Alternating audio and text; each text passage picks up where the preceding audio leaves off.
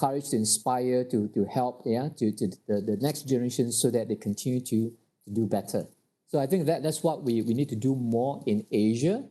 So that that's why I'm very grateful and glad that you have taken the precious time to actually share your lessons, and your journey with the younger generations. As I was telling them, it's not just about America. It's about how you walk through life, right?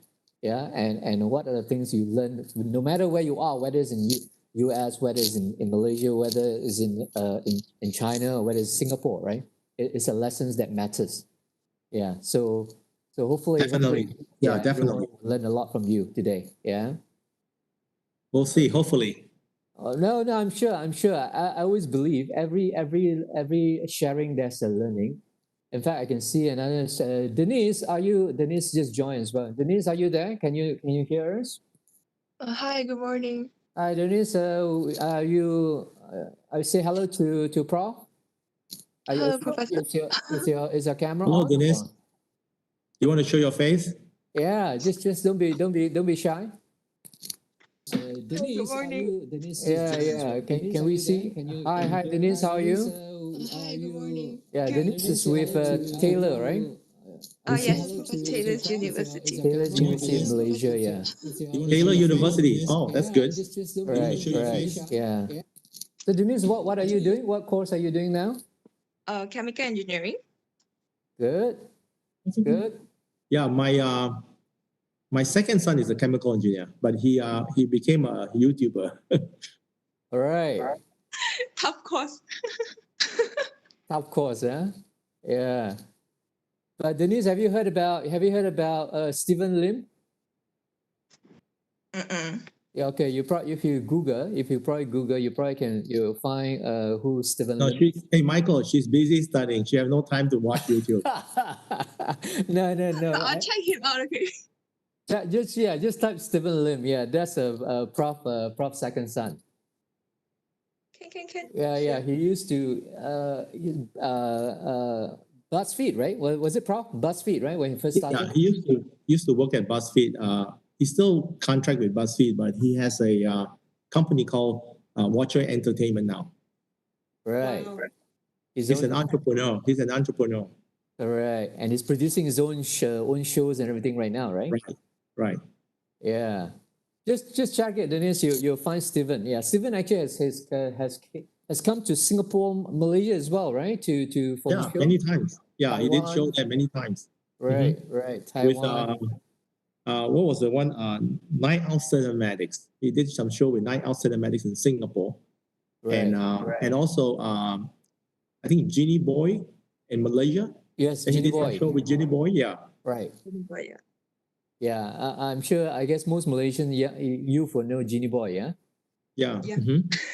Right. Actually, he met Anwar Ibrahim in his last trip there. They were in some sort of social media conference, and they were both given talk there. And somehow he ran into Anwar Ibrahim. Oh, I see. In Malaysia, was it? Yeah, in Malaysia. That's right. Yeah. Excellent. Very good. Yeah. So is he mostly based in LA, or is he mostly now based? He's in LA, right? Los Angeles. Still in LA, right? That's right. Yeah, but he travels around. Right. Yeah. Excellent. So all your kids have done so well. Yeah. Well, yeah. Hopefully, Yeah. No, we can talk about them later. Right. But as you know, I've got 3 kids, all engineers. Right. Your youngest daughter is still she No, she's a mechanical engineer. She works for Honda. For Honda. Wow. Honda Motor Company. Works for Honda in Ohio. Excellent. Yeah. Excellent. Yeah, she's a fantastic. All your kids are engineering, right? Yeah, they're second generation American. Right. American, Asian American. Correct. Yeah. Very good. Yeah. So I can see a few have signed in, but I think by 9:45, hopefully, we'll get more. Yeah. So great. For those of you who have signed in, Edward, Grace, Harris, Kenneth, Mafuzu, Priyanka, Raislin, Miss you.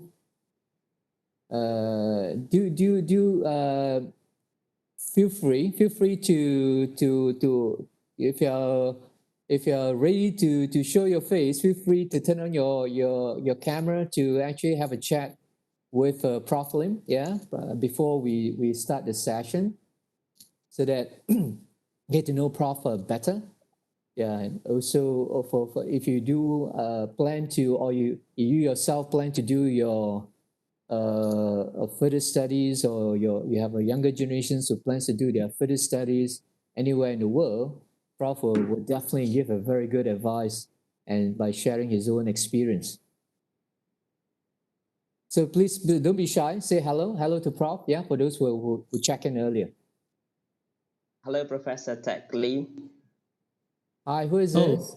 Hi, this is Mahfouz. Hi, Mahfouz. Yeah, I'm fine. Thanks for this session. Where are you now, Mahfouz? Where are I'm you? at Malaysia. Okay. Yeah. Currently, I'm working as a senior lecturer at University of Malaya. All right. Good. In what area? Yeah. What are you teaching? I'm teaching finance. Yeah, you're the smart one. No, I'm not.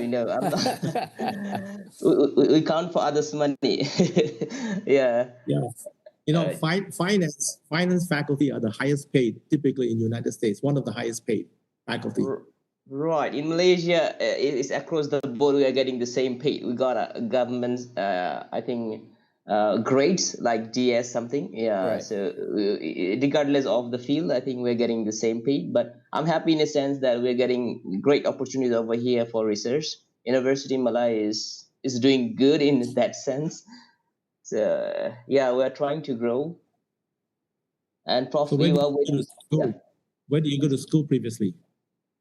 I did my bachelor from IIUM, if you know IIUM, International Islamic University of Malaysia, Gombak. Yes. Then I did my PhD from University of Malaya. Oh, I see. I'm in breed. You must be very good. Yeah. Yeah. Yes. So Mahfouz, are you from Malaysia? Or are you from? No, I'm not Malaysian. I'm from Bangladesh. Okay, Dhaka. Oh, is it Dhaka? No, a different bird is a Western bird, I guess. Is from Joshua. Joshua, is it north or south of? I think north, if I'm not mistaken. Very close to very close to India. All right. One part of India, yeah. Very good. So you have been away from Bangladesh for some time. Right. It's been 15 years. I'm in Malaysia. Wow. It's been 15 years, yeah. All right. Can you speak Malay? Yes, I do. In fact, I married to a local. So Excellent. Great. Great to know you, Prof. Thank you. Nice to meet you. Thank you. I'm sure. I guess University of Malaya. I think. I guess it's probably one of the premier university, at least in Malaysia, in terms of research, right? Right. Yeah, in terms of research, probably one of the I guess most heavily invested in research area, right? One of the research university, I would say, one of the renowned research university in Malaysia. I guess do you all do a lot of collaborations with universities in other parts of the world? We just started doing it. Previously, I think we're more on about number of publications. Now, I think what I see our VC is focusing on the impact.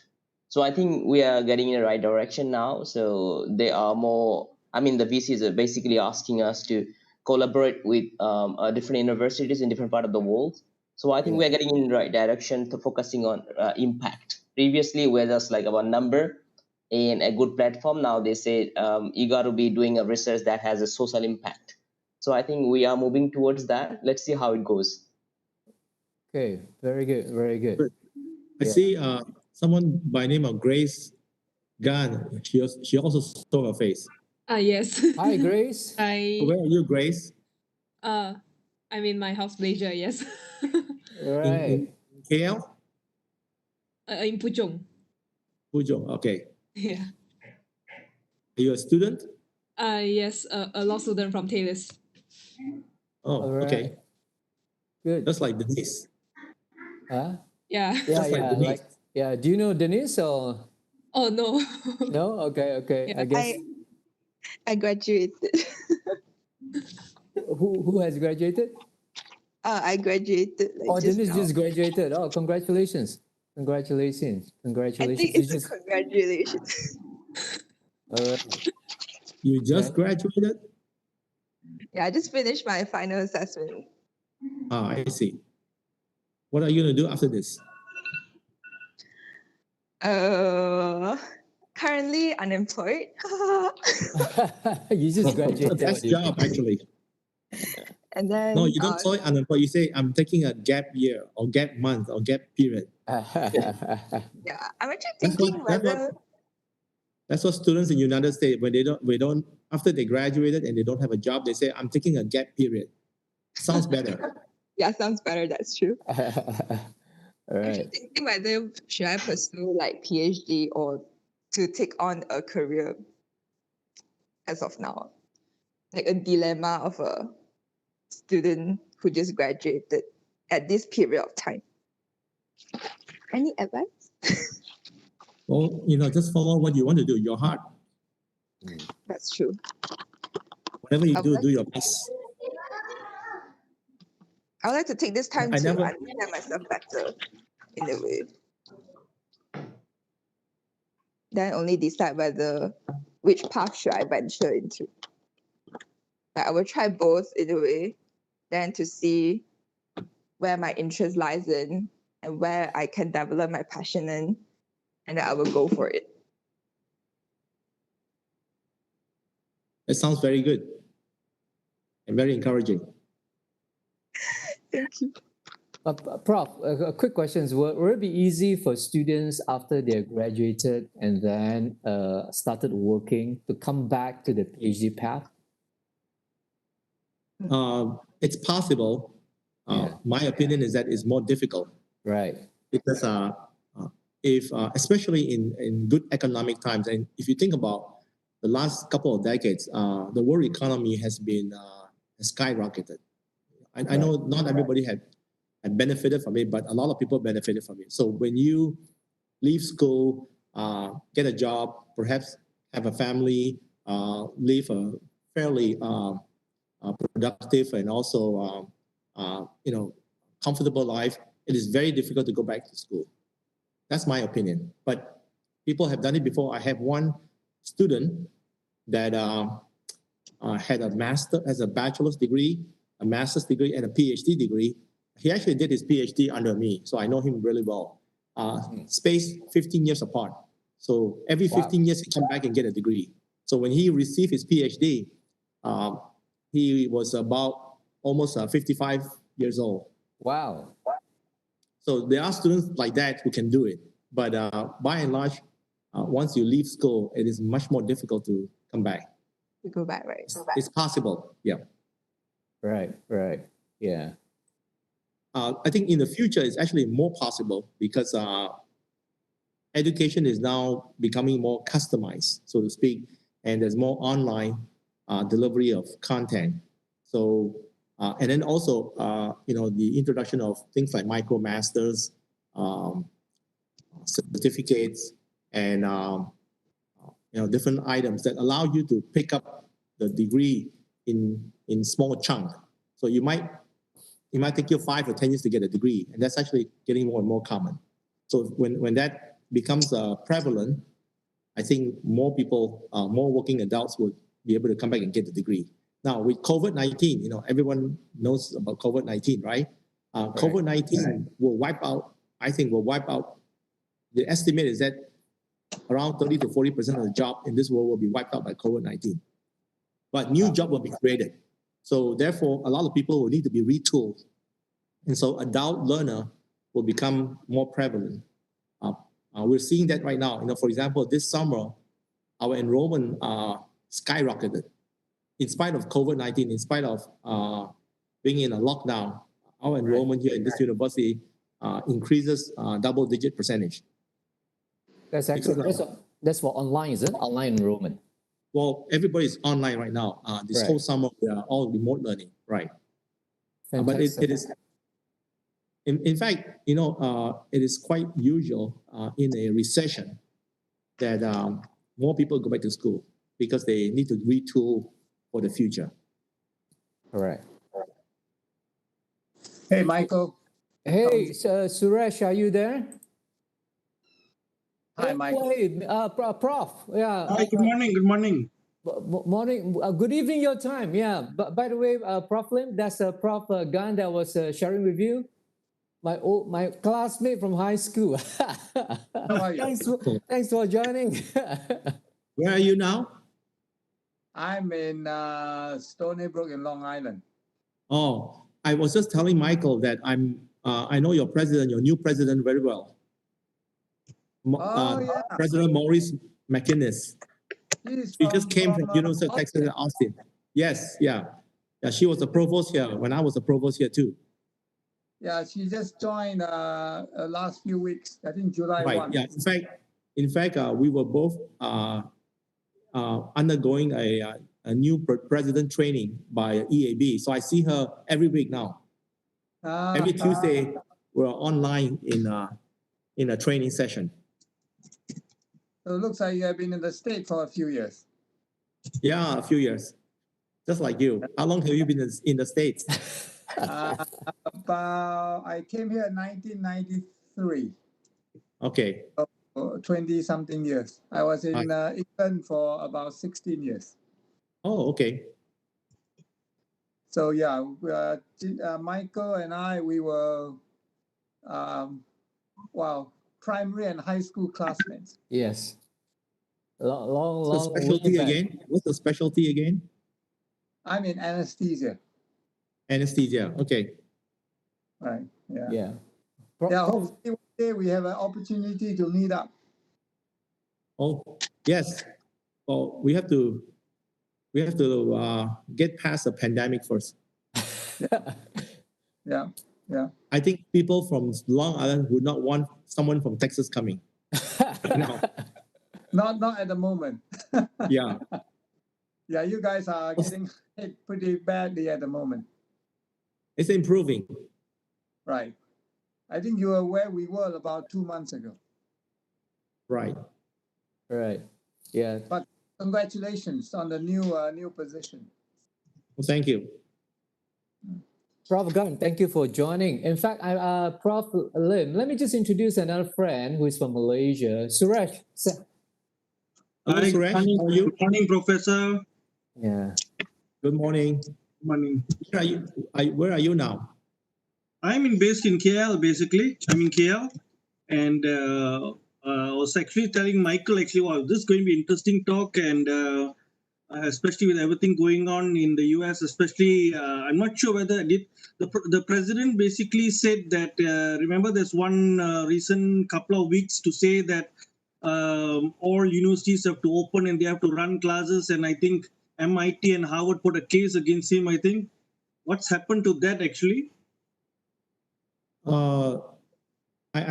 Usually I try not to get into politics here. I know, but MIT and Harvard sued him, so I was wondering. No, I believe the lawsuit did not go very far because the federal government rescinded the order. Oh, that's a good decision. Yeah. Okay. Otherwise, things would have really gone bad.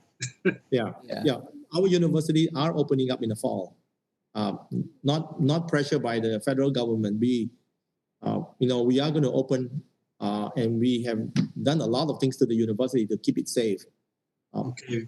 A couple of months ago, we developed our own COVID-19 testing capability. So we can test about several thousand a week, free. We test it for free for our students. The results is within a few hours. So that is our plan of opening up the campus and we have also set aside about 500 beds for isolation. We have a contact tracing team in place. So we will open up in middle of August. Most of the courses will still be online or hybrid. We will have some face-to-face courses, but students will be coming back. Right. And we have reconfigured our housing, our residential hall to increase social distancing. Mask is required on campus. We have bought close to 200 and some thousand masks. Whoever need a mask, will give it for free, no charge. We will not even ask a question. And we have bought shields, clear masks. We have reconfigured our classroom. So we did quite a bit this summer to prepare for reopening in the fall. There's a lot of work actually here. A lot of work. Yeah. In fact, we have done a lot of listening session with students and parents. Majority of them want to come back. Now, if for those who don't want to come back, they can continue their studies online, 100%. So every course that we taught face-to-face will have a online component. Yeah, blended sort of. Yeah. Right. Yeah. Blended. Right. Right.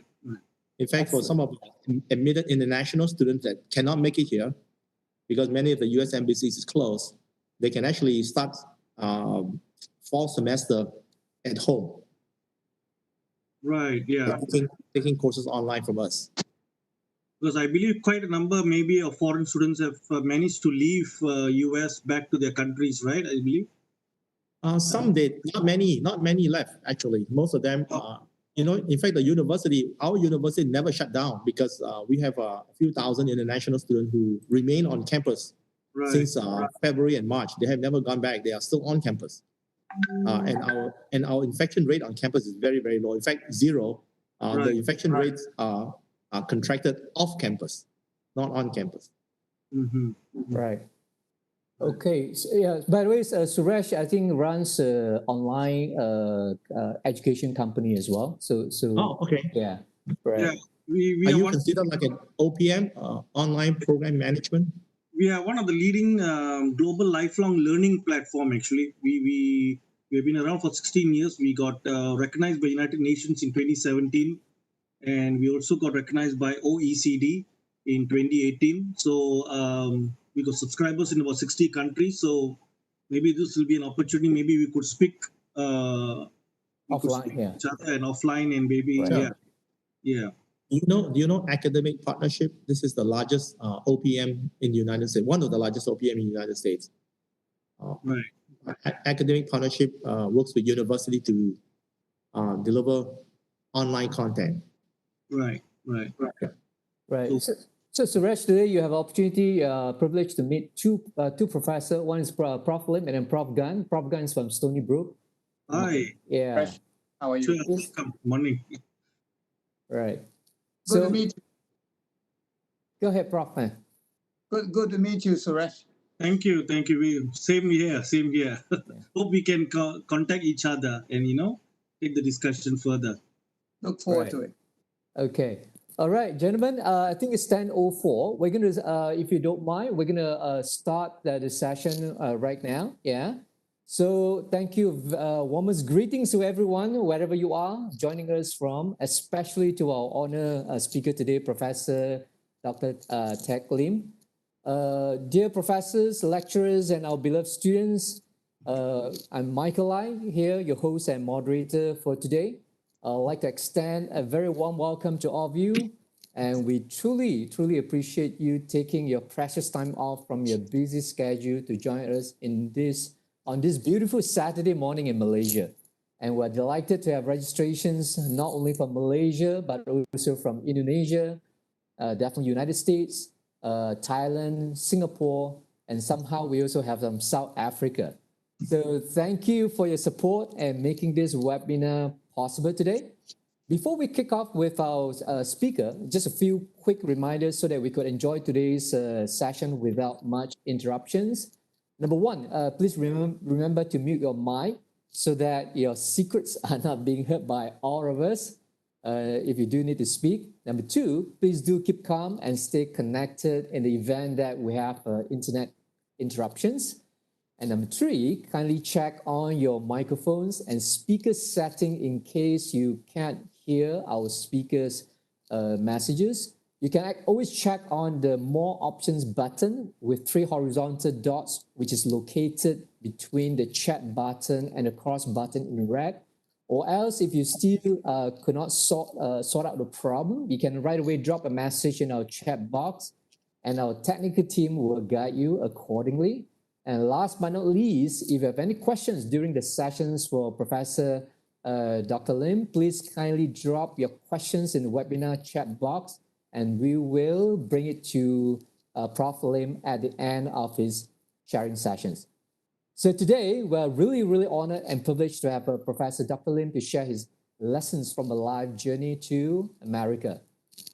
Professor Lim joined the University of Texas at Arlington as Provost and Vice President for Academic Affairs in July 2017. He's also a professor in the Department of Mechanical and Aerospace Engineering. As Provost, he led academic programs, degrees, and initiatives across the university's 9 colleges and schools, as well as the graduate school, libraries, Division of Student Success, Divisions of Faculty Affairs, Divisions of Academic Planning and Policy, Center for Mexican American Studies, and Center for African American Studies. Under his leadership, he has promoted academic excellence and opportunity to one of the most diverse campus populations in the United States, consisting of almost 60,000 students in 2018 to 2019. And in March of 2020, which is this year, Professor Lim was appointed to lead University of Texas at Arlington as administrator in charge, and in addition to his role as provost and vice president for academic affairs in the midst of the coronavirus pandemic. So Professor Lim successfully navigated the university through the unprecedented transition to online learning while maintaining academic excellence for the university students, the safety of the campus community, as like he just shared, zero occurrence in campus or on campus, and the university's trajectory towards Texas Tier 1 status. And Professor Lim was appointed as interim president in May of 2020. So Professor Lim's career has spanned from the private sector to university administration. He worked as project engineer and senior engineer at Structural Dynamics Research Corporation before joining the Ohio State University Center for Automotive Research as a research scientist. He taught at the University of Alabama beginning in 1998 as associate professor before joining the University of Cincinnati in 2002, where he advanced from associate professor to professor and department head of mechanical engineering to associate dean for graduate studies and research, and ultimately dean of the College of Engineering and Applied Science. So Professor earned his Bachelor of Science in Mechanical Engineering from Michigan Technological University, his Master of Science in Mechanical Engineering from the University of Missouri-Rolla, and his Ph.D. in Mechanical Engineering at the Ohio State University. So Professor Lim is internationally recognized as a leading scholar in the field of structural vibrations and acoustics, as well as modeling and simulation technology. He was named Fellow of National Academy of Inventors in 2018. He's also a Fellow of ASME, which is the American Society of Mechanical Engineers, and of SAE, the Society of Automotive Engineers, from which he received numerous research and teaching awards, such as the Arctic Cowell Merit Award in 2003 and the Raft Teacher Education Award in 2002. He was also recognized with the Thomas French Alumni Achievement Award in 2010, Gale Lab Distinguished Alumnus Award in 2017, and Distinguished Alumni Award for Academic Excellence in 2019, which is last year, from his alma mater, the Ohio State University. So with these introductions, I would now like to invite Professor Dr. Lim to share with us his lessons on the life journey to America. Over to you, Prof. Lim. Thank you, Michael. Prof, we have a virtual clap for you, yeah? I like the sound effect. I love the sound effect. Thank you. Yeah, thank you, Michael, for the really fine introduction. So let me actually start from the present time and then reflect back to where I started in Malaysia during my teenage years. As Michael introduced, I'm actually currently the president of the University of Texas at Arlington. I am very, very blessed to be presented with this opportunity to lead one of the finest institutions in Texas. We have students from virtually every state in the United States, and from more than 100 countries. There was someone who from Bangladesh who spoke to me just now. We have many students from Bangladesh too. So we have students from more than 100 countries. And this has resulted in, we are one of the most diverse campuses in America. I think we're the 6th most diverse campuses in America. Our global enrollment is about 60,000 students. We are what you would call a majority minority institution. And what that means, okay, is no one race is over 50% of our student population. We have 32% of our students Hispanic, Latino. We have 13% Asian American. And if you add in international students who are from Asia, we are actually 18% Asian on campus, so nearly 20%. So therefore, we have actually thousands of international students on campus. African American makes up about 15% of our student population. White or Caucasian is about 30% of the student population. So no one race is actually more than 50%. And then, we have a few percent of other races like American Indian, for instance. Our students here can pursue degrees from more than 170 degree programs and a nearly equal number of minors and certificates. We have 9 colleges and schools. We are actually located in what we call the Dallas-Fort Worth Metroplex. The population of this Metroplex is over 7 million population. It is actually one of the fastest growing Metroplex in the country. I believe the population in the order of several 100,000 are added to this Metroplex every year.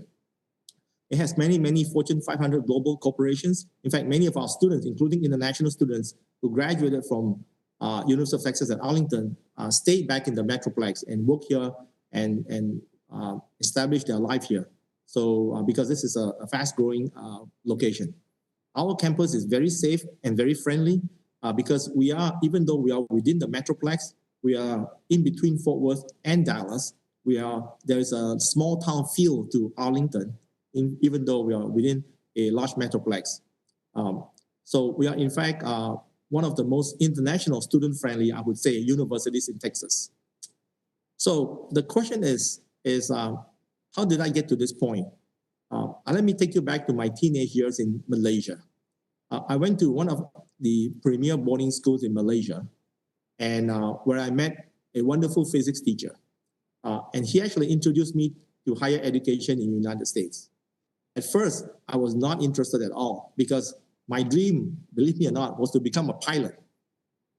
What a change, right? For a variety of reasons that I will not expand on, the door shut on me to become a pilot. So this is where I actually learned one of the key lessons that came handy over and over again. I changed plan and I went to the United States after high school. I could have gone into depression. I could have just given up because my dream was to become a pilot. But I tried to stay flexible, agile. I rebounded, and I then was laser focused on getting to America. Later, as I matured, I realized that in life, the constant is change.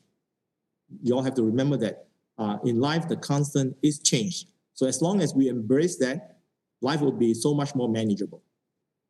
I did my undergraduate studies in mechanical engineering at Michigan Technological University, for short, Michigan Tech, as Michael mentioned just now. This is actually in Houlton, Michigan. It is in the upper peninsula of Michigan, if you know your geography. It is actually one of the coldest, snowiest place in America. Imagine that I went from a 85 to 90 degree tropical country to one of the coldest places in America. Anyway, in those days, okay, and that was about, I would say more than 35 years ago, the citizens of Houlton population is about 10,000. They tell me that we live farther north than 75% of Canadian population. So Michael, when you were in Canada, I think, I was living farther north than you. In any given winter, listen to this, we get more than 200 inches of snow. For those of you who are in the metric world, that is 5 meters. So in any given year, we get 5 meters of snow. I can't imagine any place else other than northern Canada that get that much snow. So I remember my apartment that is on the first floor. During the winter, we would open up the window, carve out an opening, and use that as our freezer. It was actually that cold. So just imagine that. Anyway, I spent 2 years going through school year round, including the summer, when most of my American friends would go home. So I literally squeezed a 4-year program into 2 years. Even though I had a scholarship, I still need to pay for my room and board, books, and other things. I came from, some of you may know, a blue-collar family, lower middle class, and so therefore not plush with money. So I was on a quest to finish before I run out of money, and also freezes before I freezes to death in such a northern part of the United States, figuratively speaking. Looking back today, I was even amazed that by what I did. I'm certainly not a genius, not the smartest in my school, but I managed my time well, I think, and I was determined. I had grit, and you might say that. I found out that if I were to use my time wisely, I can fit 30 credit hours in 1 quarter term. For those of you who are not familiar with the USA system, 30 credit hours is 2 times the normal workload that is recommended for a college student. So that is double. I also had to work part-time because remember I didn't have that much money on campus to support myself financially. I clean toilets, I work in the cafeteria, I do tutoring and variety of things. So without good time management, I would not have made it. So I think that I made it because of time management. Later in my career, when I was Dean of Engineering, I would say this, during an orientation, I always ask the incoming freshman students, what 3 things make students successful?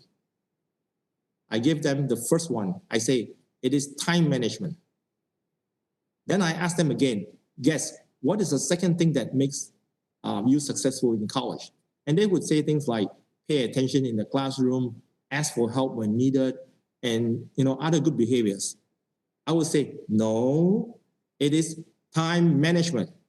Then I ask them again, what is the third thing that what is the third thing that makes a student successful? And by that time they learned the lesson, they all shouted, time management, okay? And that is really critical because one day a parent contacted me when I was a department head of mechanical engineering, and the parent was quite distraught and stated that my son was a straight A student in high school. He's failing. This is his first year in college. So I I told his mom, ask your son to come and see me. So we made an appointment. His son came to see me and I asked his son, what are you taking? What are you failing? He said, calculus. I say, how much time do you spend doing homework for calculus? He said, 3 hours. I said, 3 hours a day is not bad. He said, no, 3 hours a week. I said, that's why you're failing. You're not managing your time correctly. So my point is, I think time management is very, very critical. When I was about to graduate from Michigan Tech, barely 20 years old, so because I did my whole undergraduate in 2 years, I called my parents and I told them that, and my parents is in Malaysia, and I told them that I am returning to Malaysia. I'm done schooling. Back then, we don't communicate that often with our parents because phone calls are pretty expensive and mails are slow. So they only hear from me once a while. It must have been the 4th call that I make to them that I'm finishing up. So they were skeptical. Anyway, when I told them that I'm done studying, they immediately responded by saying, no one will hire a teenage engineer. Okay, so don't come back. So I followed their advice. And after my 2-year undergraduate studies, I migrated south, getting away from the cold, harsh winter of the Upper Peninsula of Michigan to Missouri, the Show Me State, they call it, to pursue my master's degree. In Missouri, the winter snowfall is a modest 20 inches. For somebody from Malaysia, it's still a lot, but compared to 200 inches, this is nothing. So just 10% of the snowfall at Michigan Tech. Now, don't get me wrong, the winter is still quite cold in Missouri. For those of you who've been through that. By now, I'm a master of time management. And I was able to complete my master's degree in 1 year. It normally takes 2 years with a thesis. I had to write a thesis. And I was also a teaching assistant. I was teaching engineering graphics at the same time, take courses. Now, here's where in Missouri, I met many graduate students from Taiwan. There were very few students from Malaysia in Missouri.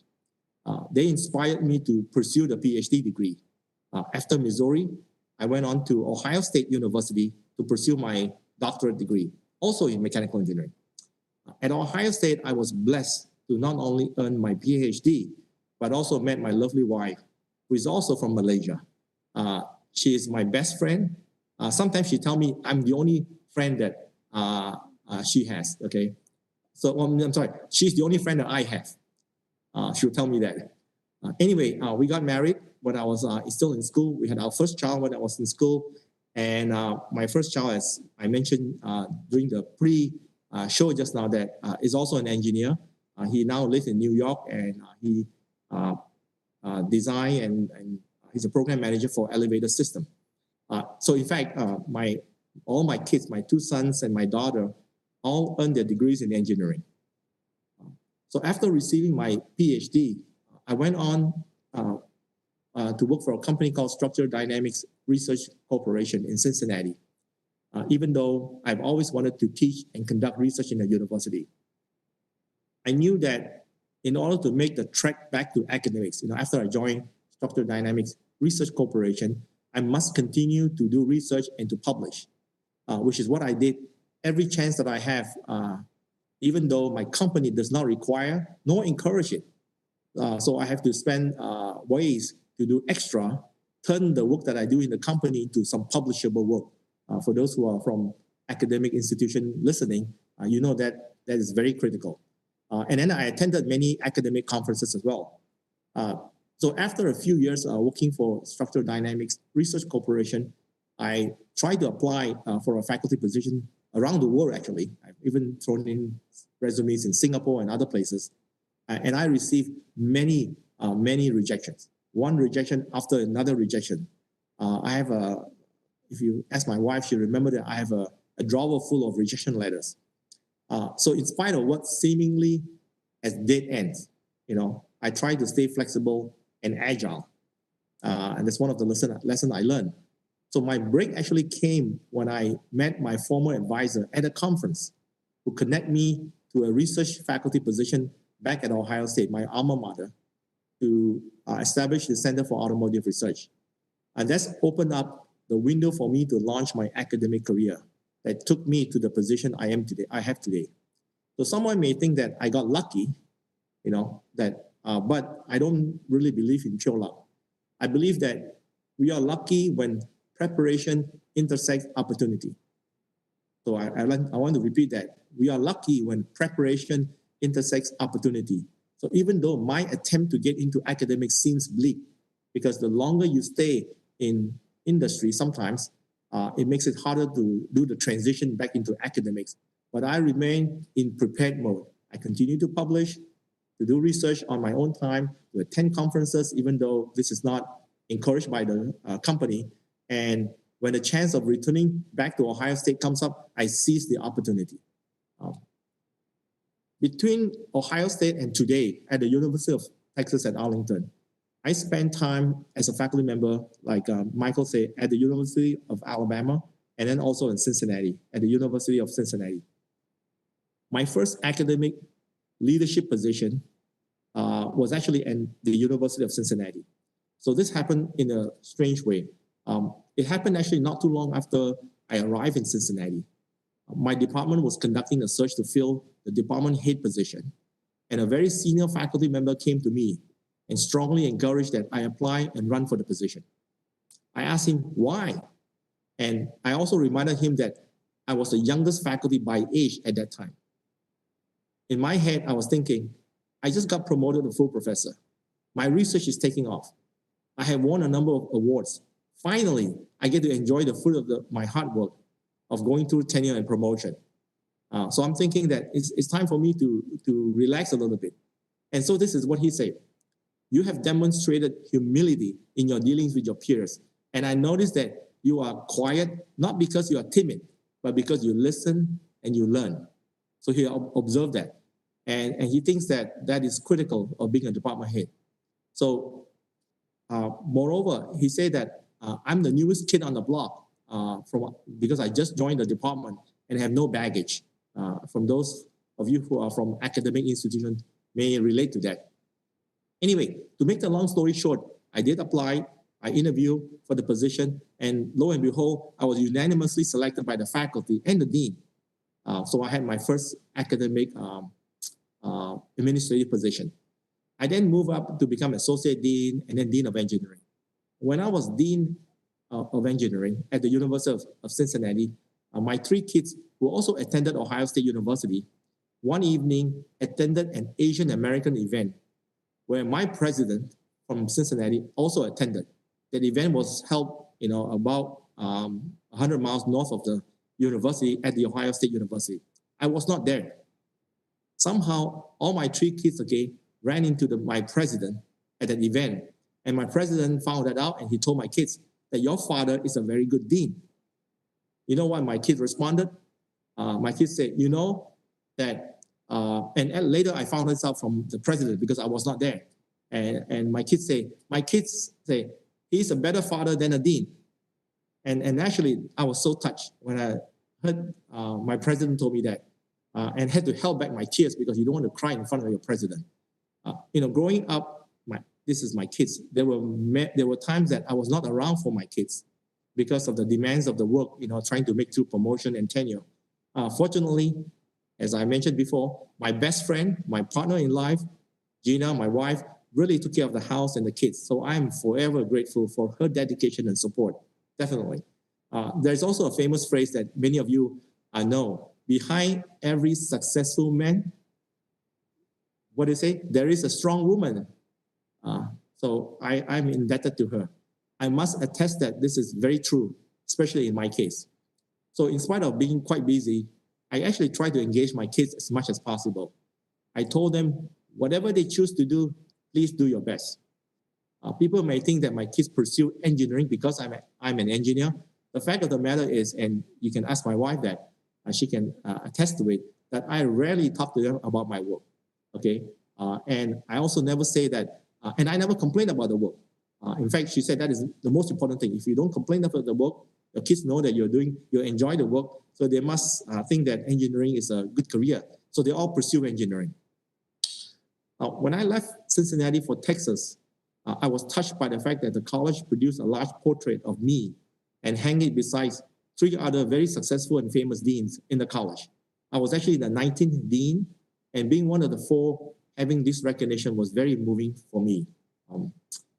I can go on and on and on, but I know we want to leave some time for questions and answers as well. So I will stop now and take questions from anyone that has any question. Michael, I'll turn it back to you. Thank you so much, Prof, for your wonderful live sharing. I think there's a lot of learnings, especially for our students. Yeah, if you listen carefully to what Prof has just shared, while it seems like it's just part of his life that he just kind of went through very quickly, but there's a lot of the meaning, there's a lot of learnings and insight that all of us can actually learn from. So thank you, Prof, truly for that. In fact, I think along the way, we have gotten some questions already. I'd like to invite, is it D. Harun? I think you have a questions for Prof. Would you like to, are you comfortable to basically ask a question directly to Prof yourself? Harun, are you there?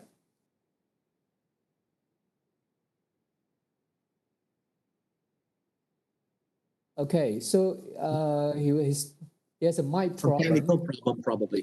Right. He has a mic problem, so no issue. I'll ask the questions on behalf of Harun. Okay, so Prof, the questions from Harun was, I was wondering, how did you decide on which field you were gonna major in your career? That's question number one. And how did you decide on the field, and how were you confident on making that choice? That was the questions from Harun. Over to you, Prof. Yes. When I arrived at Michigan Tech at the age of 18, I knew that I like to do something in math and science, and I spoke to people that what are the areas that typically someone with math and science who are good at math and science pursue. And most people tell me you need to be an engineer. Okay, so I picked mechanical engineering because of that reason. And at that time I don't think very much about what I was trying to pursue because I'm interested in math and science. But as I get deeper and deeper into the subject, I find it fascinating that thinking of how we can expand math and science into application and apply engineering. Because I think, what I learned along the way is that what does an engineer do? An engineer actually produce things, okay, to make people's life better. Okay? And I thought that was very noble. And pursuing that, was the right thing to do for me. No regret at all. Great, Prof. I hope that answers it. Yeah. Yeah. So, was there any particular reason you pick mechanical instead of electrical, instead of other engineering? Right. Now, that is a very good question. I could have picked, like you say, materials engineering, electrical engineering, chemical engineering.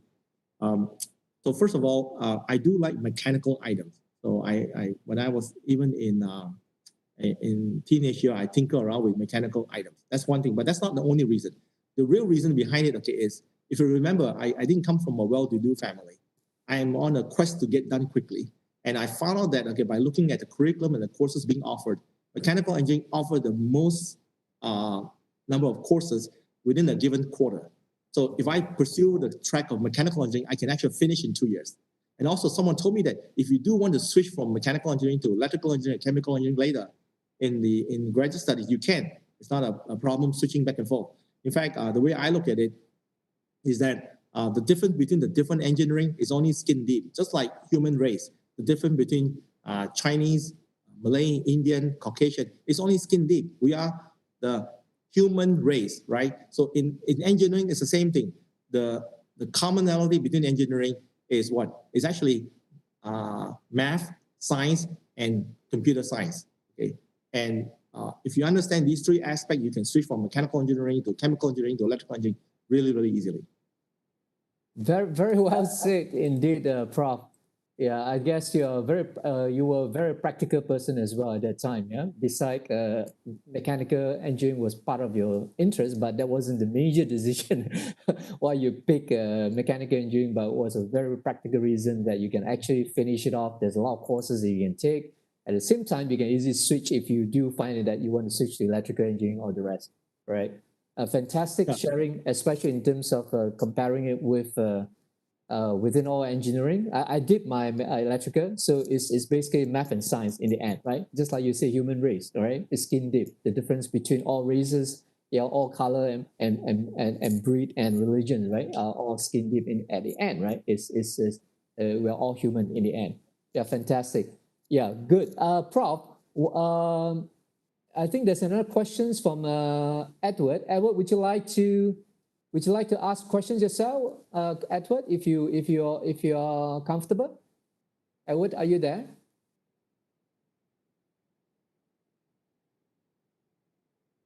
Okay. All right. If it's not, I'll ask on behalf of Edward.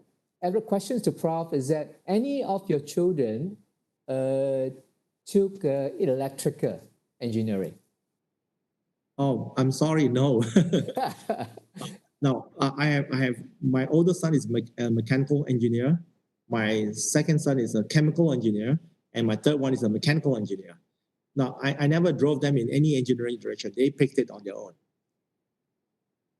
Right. Like I say, there's really only 4 pillars of engineering. It's mechanical, electrical, civil, and chemical. The other engineering are offspin of these 4 pillar engineering program. Even though these are 4 pillar engineering program, like I said before, the difference is not humongous. The difference is in the application. The underlying theory, the mathematics, the science, and the computer science basics are the same on all of these programs. Very good. Thank you, Prof. Okay, there's another question from Harun again. Prof, you mentioned about time management. How would you advise someone on improving their time management skill? Because I personally find myself unable to conduct multitasking very efficiently, as I prefer to focus on a task, one task at a time. So what is your advice to I guess, to people or to the younger generations?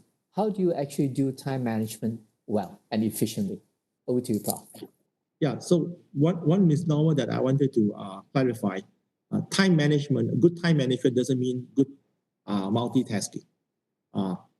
In fact, I think that people that multitask, I actually multitask pretty well. Somebody told me that. But I think that in some cases, people multitask because they don't manage time well. But time management, in my opinion, okay, has to do with your mental state, which means that you have to plan ahead what you are going to do for the day. You might want to jot down, I'm going to accomplish this at different times, and don't get one area engulf or eat up the whole time. Plus, you also need to stay focused on the task at hand to ensure that you get done in a timely manner. And don't procrastinate. Oftentimes we procrastinate. The worst situation of of poor time management is procrastination. Right. And if you procrastinate, time flies very fast out of hand. So I would say that for a college student, plan ahead. Perhaps on Sunday, you would write down what you would do for Monday, Tuesday, Wednesday, Thursday, Friday. Make a schedule and stick to the schedule. Of course, you need to be slightly flexible and agile. If you need to switch, you change, you do for necessity. But at least you have a schedule in mind and follow that schedule. If you, on top of your head, think about, okay, I'm going to go through school Monday, Tuesday, Wednesday, Thursday, Friday, but I wouldn't really have a plan on when I actually do homework, when I would actually study, when I would eat, or when I would watch a movie. Then it becomes a bigger problem. Thank you, Prof. In fact, I look at my three kids who actually went to school. My daughter is actually one of the best time management. I never see her, burn midnight oil lamp, so to speak. She, at 11 p.m. she goes to sleep, and she plan ahead. So that's something that you want to do. So planning is very critical. Fantastic, Prof. I think that is a very, very key point. I think even for many professionals, I think that is probably one area that we tend to overlook, right? For example, in terms of scheduling, planning on Sunday, what is going to come ahead in the week which is coming on board.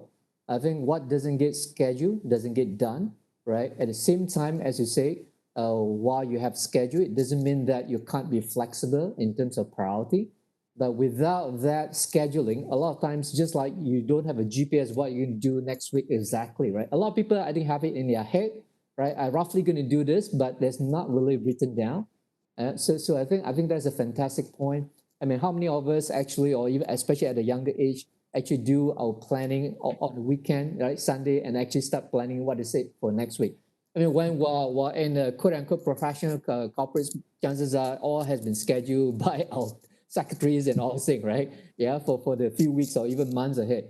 But for younger generations, I think it's very important for them to actually get scheduled.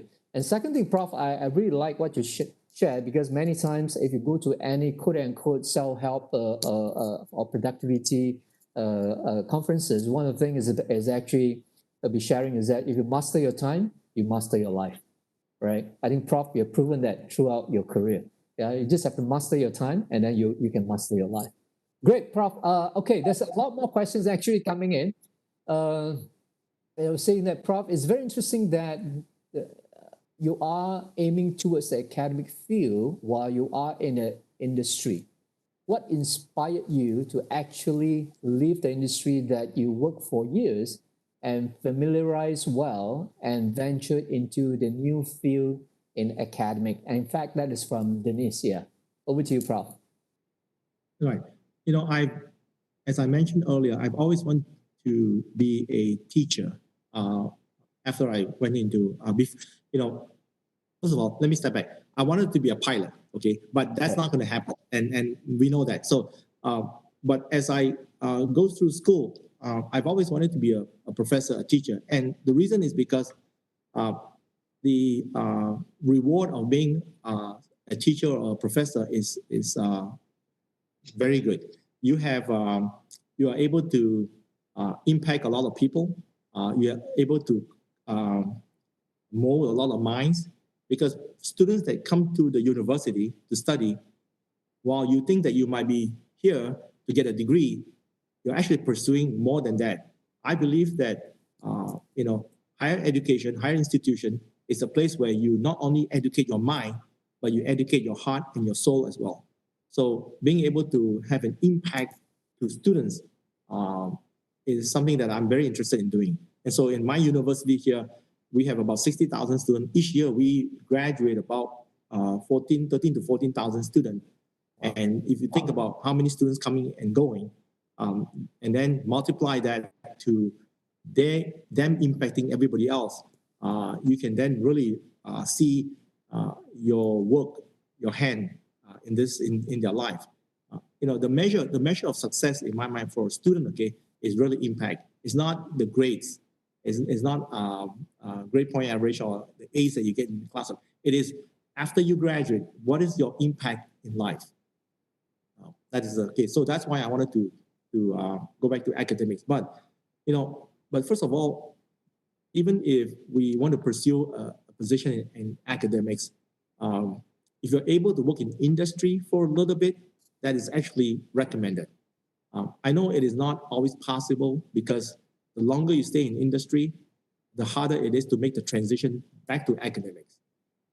So I spent 7 years in industry, and even that was a little bit too long. And as you know, I struggled trying to make my trek back to academics. So one of the biggest difference between academics and industry, okay, is when I first made my way back to academics, I quickly noticed that academic institution operates on a geological time scale. Now, it's not always bad, because if there's a mutiny every year, then students will not be able to graduate at all. So I would say that, but if your passion is to work in industry, like many of you do, that is not bad at all. That is a very noble profession as well. But in my case, I felt that being in academics, I can impact so many more lives, because I also believe that a college degree is the surest thing, okay, to move up at least 1 or 2 notch in the economic ladder.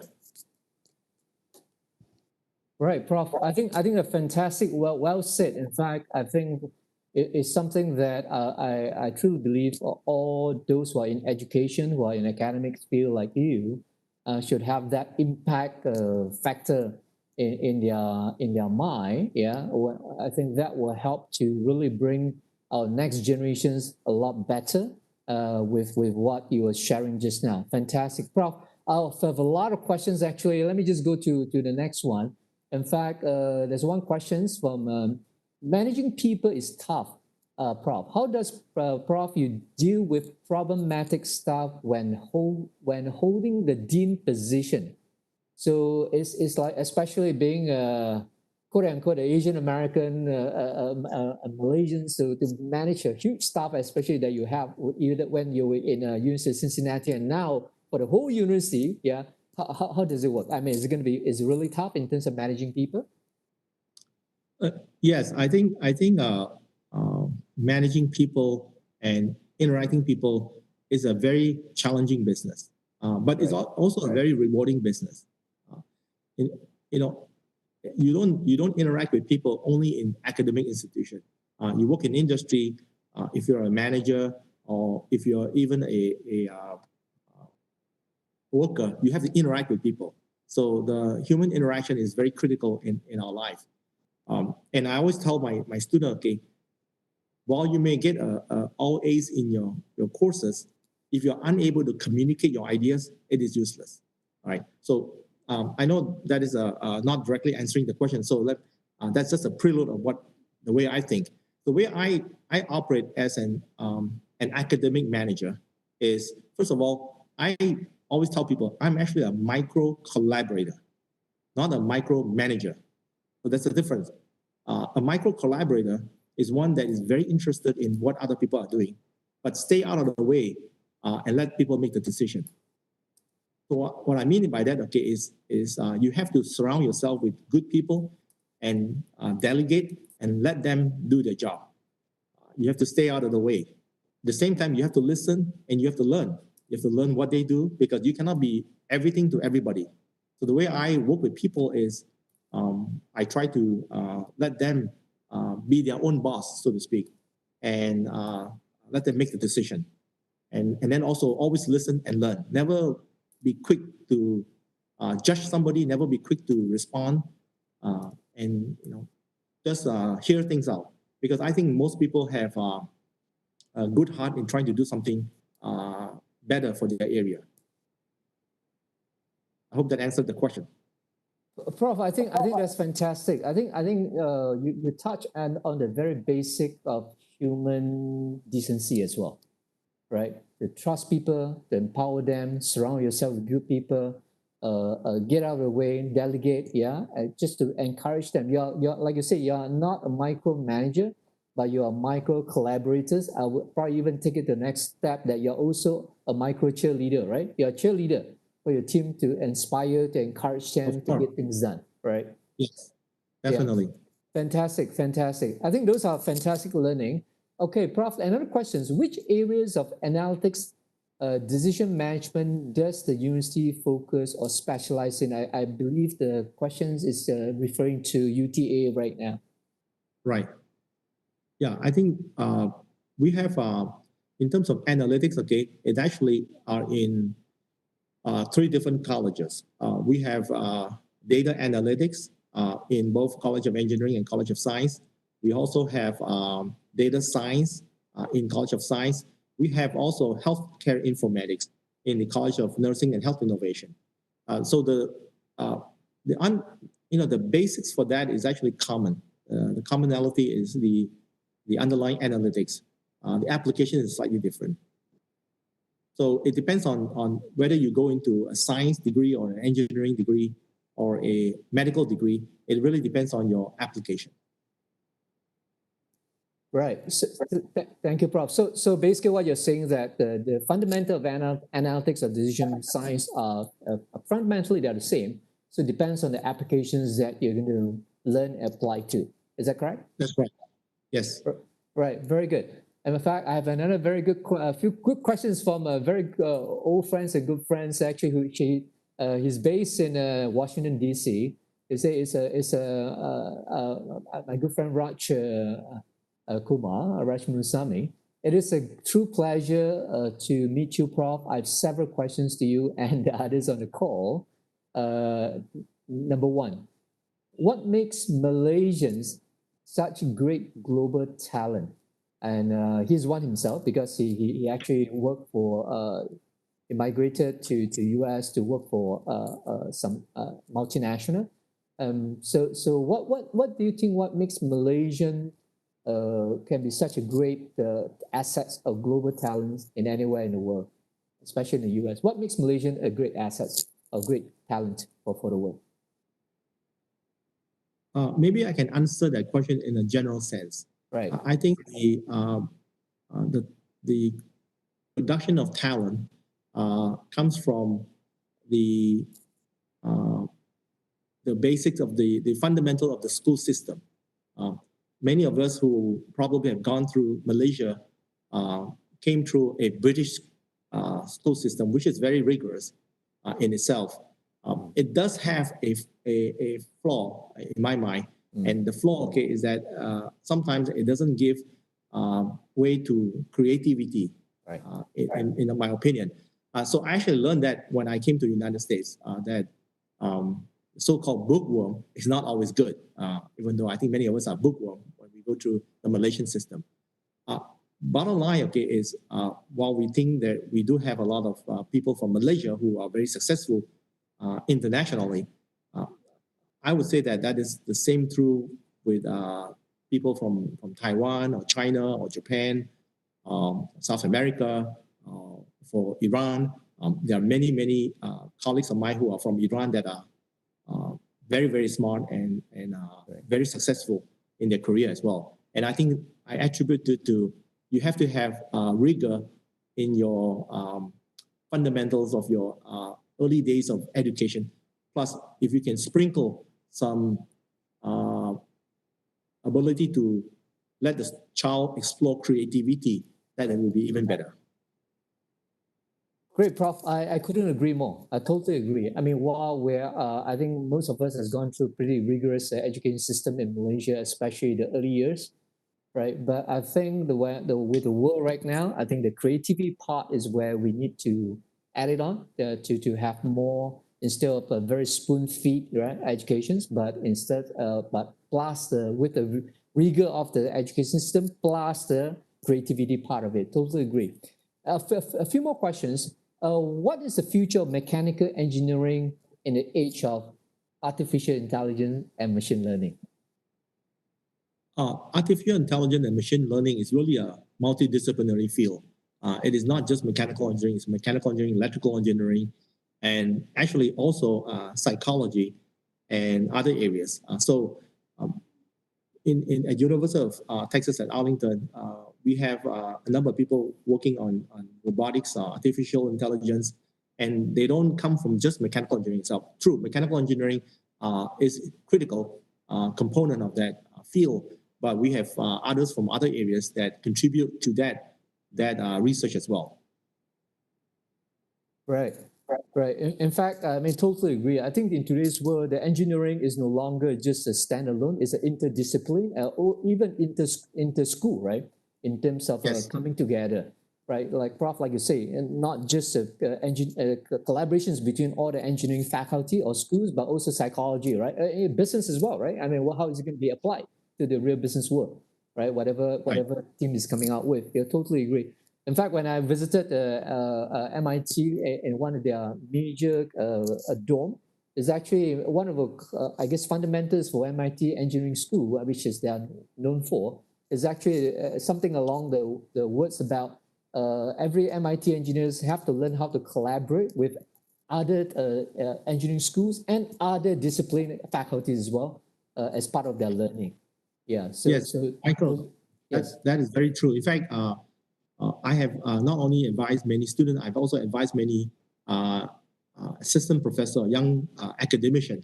Right. And in the early days, we always tell them, you have to publish. You publish or you perish. But today we tell them, you collaborate or you perish. Not because if you don't collaborate, you perish. Not because you don't publish. So things have actually changed in the last 20 years. Excellent point. And there's another question. Today is all about being contactless, right? Because especially with the pandemic, how do you see this changing things in the academia and within the broader field of engineering? Right. I really hope that we're not going to be in this lockdown mode in the pandemic for long, because while it is good that we can engage across borders, across time in this manner, and we can easily communicate with others. In fact, today, and probably all of you too, most of our meetings are conducted either through WebEx, Teams, Zoom, or Skype.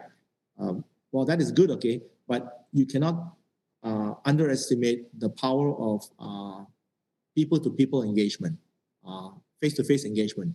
So I think in the future, there'll be a hybrid between face-to-face engagement and also virtual interaction. That combination is going forward. So in my mind, for example, I ask my faculty, we shouldn't always waste a crisis. Right. Obviously, COVID-19 is a crisis. Let's not waste a crisis. And let's reimagine what a university would look like 10 years from now. And I tell them, I believe classroom will be a thing of the past, just like chalkboard. I think many of those on the call here maybe have never seen a chalkboard. Michael, I think you and I have gone through chalkboard nowadays, but classroom will be a thing of the past. Collaborative space will replace classroom for people who still come together and collaborate, whether virtually or face-to-face. Residential life in an academic institution will still be live and well. So people talk about purely online school. I don't think purely online school will completely take off, but residential school augmented by virtual reality and also remote learning is the thing of the future. So what we're doing right now, is we are actually taking this opportunity to invest a lot of our reserve into building up our digital technology on campus. For example, right now we have we're getting ready for 5G. We can now have Wi-Fi services in every corner of the campus. We are adding technology and capabilities for people to learn and track and do various things online, even though they're on campus very, very easily. So I think that is the future. And that's probably where our home will also look like in the future. Right. Thank you very much. Prof, questions actually from Suresh. What are the soft skills that you possess that help you to progress from degree to PhD levels and now reaching the pinnacle of your long career as president of University of Texas at Arlington? Besides those, I guess you shared, obviously time management. So stuff you have to manage your time well. That's for sure. Okay. Right. When I was working on my PhD, I got married. Then my wife got married, have a kid, all within the same time. It's not easy, but if you manage your time well, you can get it through. But second thing, I tell people communication. Communication is very key. If you cannot communicate, you cannot share your ideas to other people. No matter how brilliant you are, it all gets stuck in your brain. You cannot communicate with other people. So I think communication is very key. And then, being well-rounded. That's why I say that students that come to an institution, they're not here just for the education of the mind, which means they're not here just to get trained in their discipline, but they're here to get educated of their heart and their soul as well. We need to make the person whole. So I think, time management, communication, well-roundedness is key. Fantastic, Prof. Yeah. So Prof, I have a question. What are the most difficult decisions you have to make throughout your career so far, and how that decision has shaped you to become who you are today?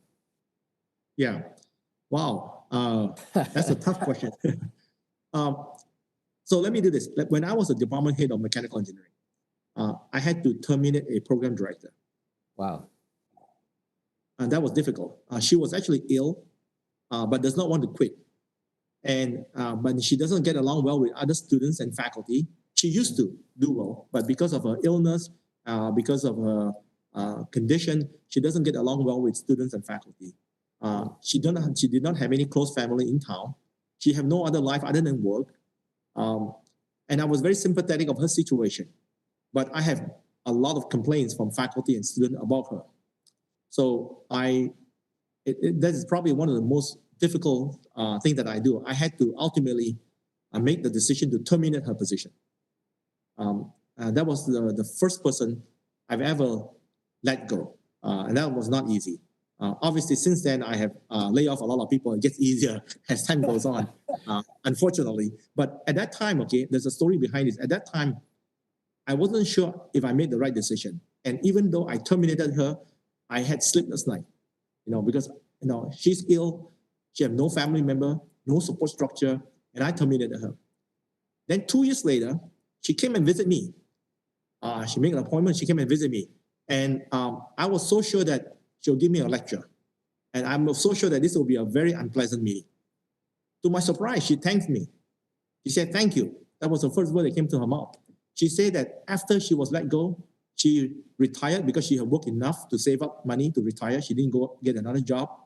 And she was able to enjoy life more, even though she was ill and did have the heartburn of every day sparring with the faculty and staff, right, students. she said that it wasn't because of what I did in abolishing her position that she would have been a very miserable person. If I have let her stay on, she would have been very miserable. A year later, I found out from a colleague that she passed away because of her illness. And she was actually quite ill. And I thought to myself, at least she was able to have a few years of quality life before departing the world, because she was very miserable there. So in this experience, I learned that about humility, the need to listen and learn before acting, but always try to do the right thing for the good of the department or the organization that you represent. That's probably the most difficult thing I went through. Like I say, I've let go many people after that. Since then, it got easier as you go, unfortunately. But that was that experience that I had. Right, especially letting go someone who was not feeling well, was ill, right? Yeah, I mean, that must be a lot of burden in your heart as well at that point in time. That's why it causes you to have a sleepless night, yeah, before you have to take that decision. Yeah, totally can understand that. Okay, good. There's another question, Prof. I think we're running out of time soon. Any decisions, I guess it's a follow-up questions from the first questions, you make in life that yet you could have regretted, and what would you do differently?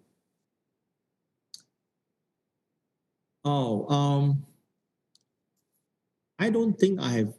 I think the question is, have I done anything in life that I regretted, right? Right. Yeah, Decisions, I would say that, yeah, decision. I can't think of anything that I've done that I regretted. Did I make the right decision all the time? Obviously, no. Did I make a lot of mistakes? Of course, I did a lot of mistakes, but I don't regret it. People say you learn from your mistakes. I say, true. You need to learn from your mistake, but don't do it again. So sometimes people say, make mistakes because you learn from it. It's true, but don't do it over and over again. You learn from it and don't do the same mistakes again. I go back to the regret. I don't think I have anything that I regretted doing. I enjoy the journey that I've gone through so far. And in fact, I always, my wife and I always talk to each other. If we were to leave this world today, we have no regret. Fantastic.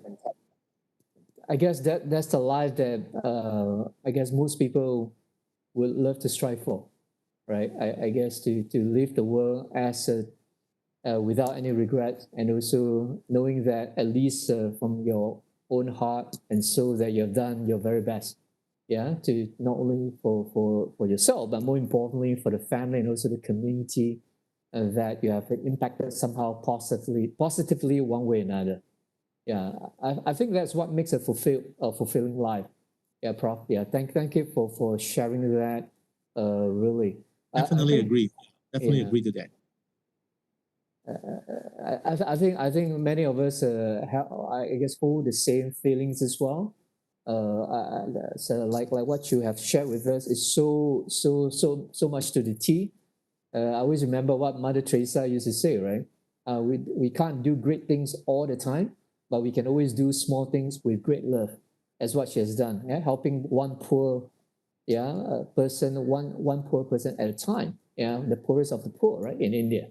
And she's not talking about changing the world and things like this, but just doing one thing at a time within her capacity and within her capability.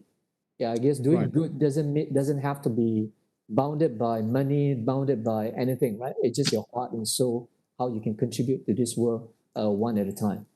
Yeah, good. So, Prof, anything else that would you like to share? Because I don't want to hold you. I know it's late. It's about 10 o'clock already at night at the It's Friday. Yeah, it's Friday here in Texas. We are on lockdown. Pandemic is rampant. Where else can I go? Fantastic. But I maybe a couple of things I would say just to close this off. If you can, if you will. Please. I think people should remember you can do anything, but not everything. So you can do anything, but you cannot do everything. I think people should remember that. Another thing that I don't read many books because I read a lot of things daily. In fact, many of the people on the call here probably don't even know what a book looks like. My kid certainly don't read the books. They go online and look at stuff. But I do wanted to say, if you do read a book, there's a good book that I read not too long ago. It's actually written by my former chancellor of the University of Texas here. His name is Bill Mcgregor. He was a general in the military during the Gulf War.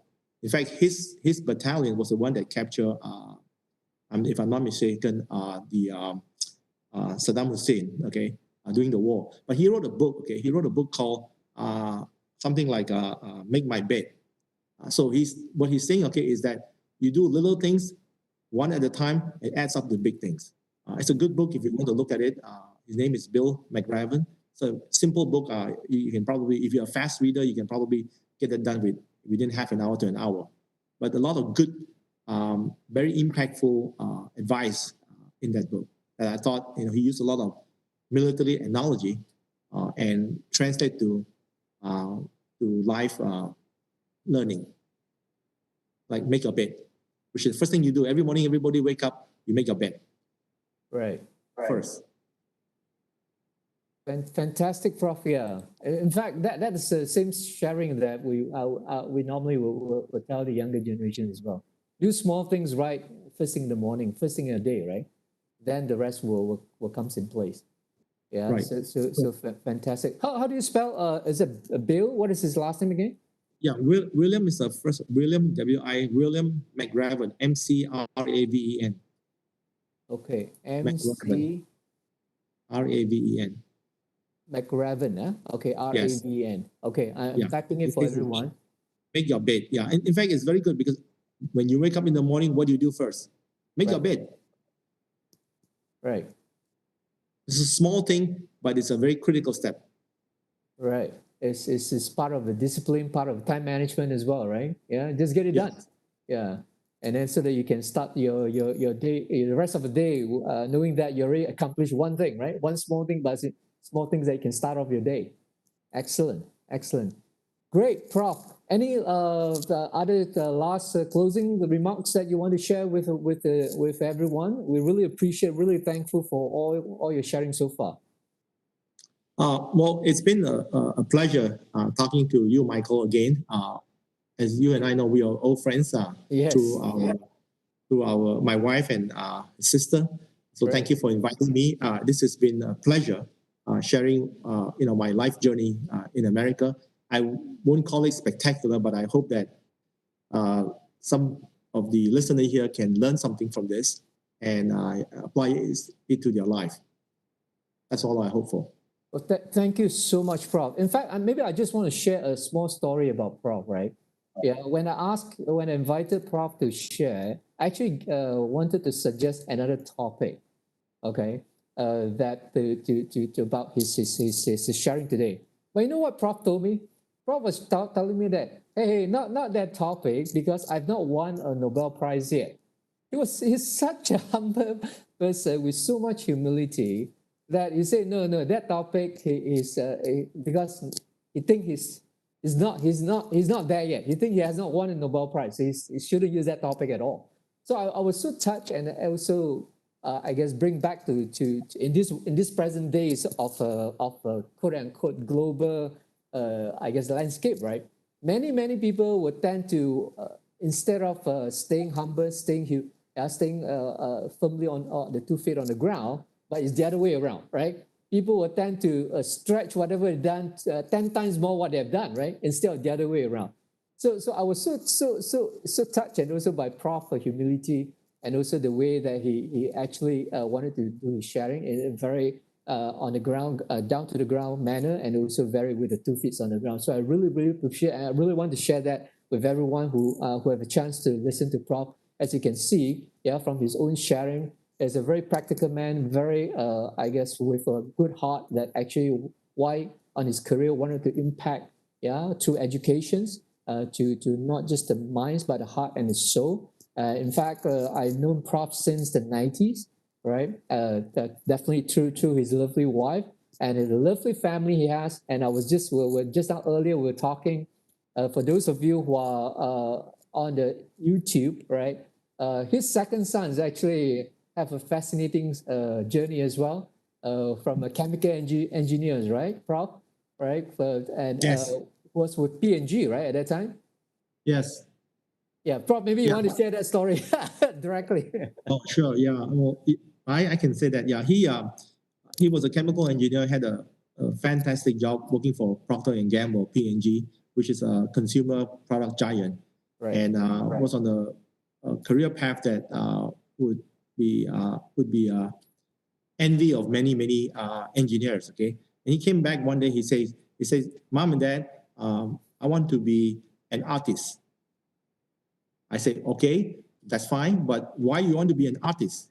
He says that in America there are Asian engineers, Asian scientists, Asian professors, Asian doctors, but there are very few Asian artists. I want to be the one that paved the way for that for Asian American. So I said, "Fine, go and do it." And he actually did it. He went back. He quit his job, went back to Ohio State University, where he graduated from, because there were a lot of cheap actors. He knew free actors. He knew a lot of people there. A lot of his friends are there. They were all willing to be actor and actresses of his YouTube shows. And he did it for a few years. And the break came in when he did a video, and it's still out there if you want to look at it, called "I Love You, Mom and Dad." In America, typically kids would say, "I love you, Mom, I love you, Dad," very easily. But in Asian culture, that is not normal. For those of you who have kids, how often does the kid come and tell you, "I love you, Mom, I love you, Dad"? Sometimes, but not always. So he thought that he made a movie. He recruited his Bangladesh friends, his mostly second generation, his Pakistani friends, his Korean friends, his Japanese friends, Chinese friends, and they all called their mom and dad out of the blue. They say, "Mom or Dad, whoever picked up the phone, I love you." First word that came out of their mouth. And then he recorded the reaction. It was very hilarious. It didn't catch fire in this country because that's no big deal. But CCTV in China picked it up. When that happened, BuzzFeed called him and said, "Come and work for us." So that he got his break. So like I say, preparation intersect opportunity. He got lucky, right? And that was his break. When he works for BuzzFeed, he tried many different shows. One day, his girlfriend came and visited him in Los Angeles, and he wasn't making a lot of money at that time. And he said, "Should I bring her to a very expensive restaurant to show off, or do I bring her to a cheap restaurant because I don't have much money?" And because he had that idea, he said, "If I have that question, many people might have that question." So he went back to his manager, boss, and said, "Can I make a show called Worth It? Is it worth it to go to eat some very expensive restaurant or a cheap restaurant?" So his show is called Worth It, where he tried the same food at 3 different price range. I've seen him done $2,000 pizza. So he does a $1 pizza, $20 pizza, $2,000 pizza.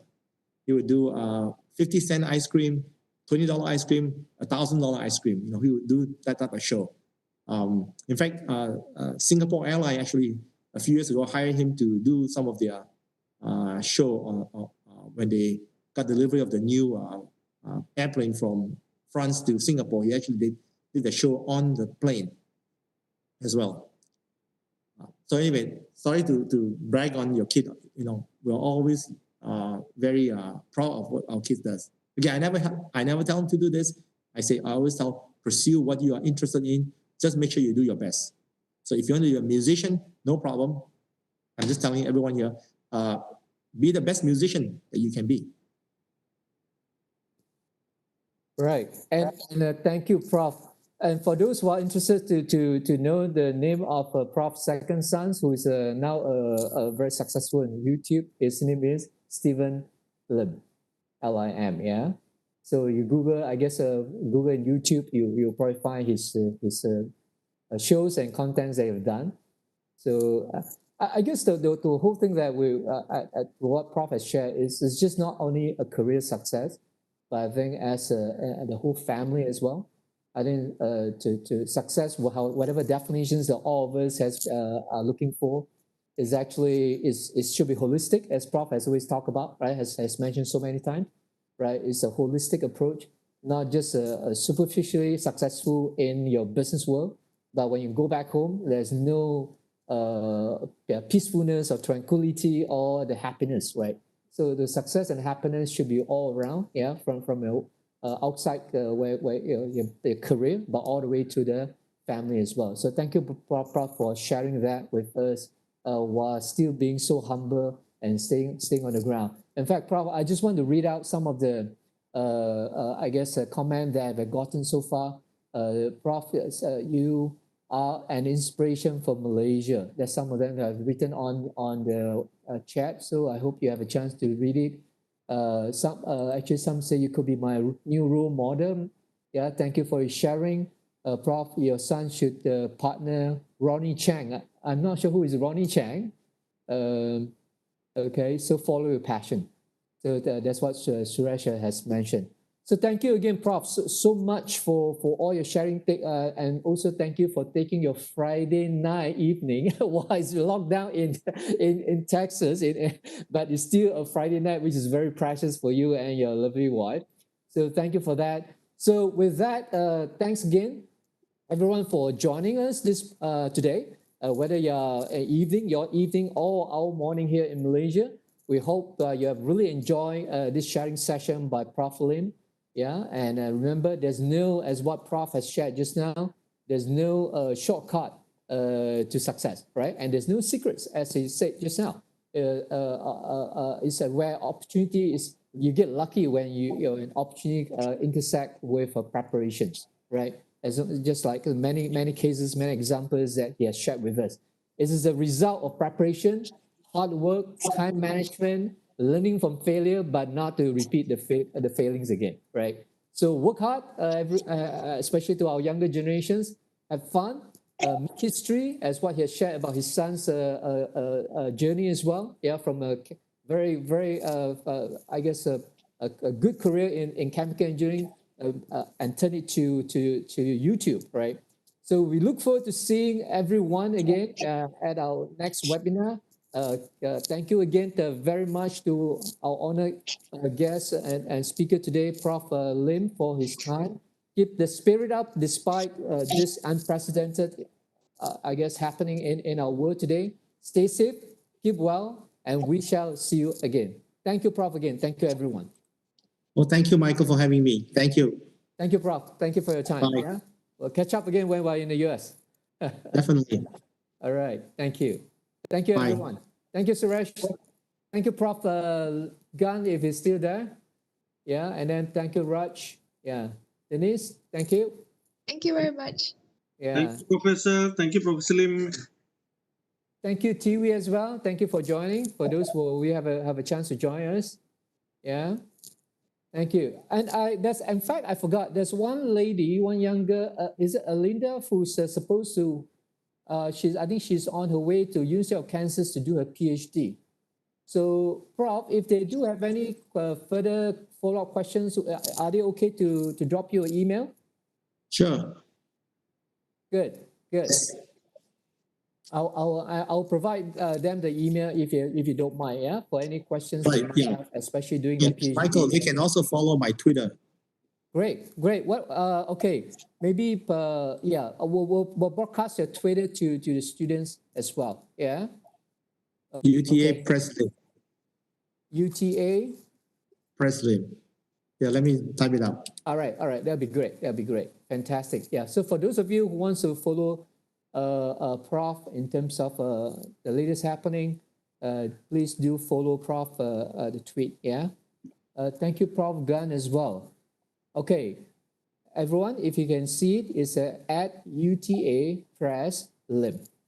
Yeah, so follow Prof and then definitely engage with him, get his guidance, get his advice whenever he has a time, right? Yeah, so it's very difficult for in normal ways to be able to have direct access to actually talk to someone from in such a capacity, and also from Malaysia as well. Yeah. So thank you, everyone. Thank you, Prof. Thank you again. So we'll see you, everyone. Have a beautiful rest of the weekend and enjoy yourself. Prof. Thank you again. We'll see you soon. Yeah. Thank you. Bye. Thank you, everyone. Thank Bye-bye. you. Thank you. Yeah. Thank you, Suresh. Bye-bye. See you. Bye. Oh, actually, Prof. Ng is there. So thank you, Prof. Ng. Yeah. Yeah. Thank you. Bye. All right. I'll leave now. All right. Thank you, Prof. Thank you. Bye-bye. Thank you. Thank you.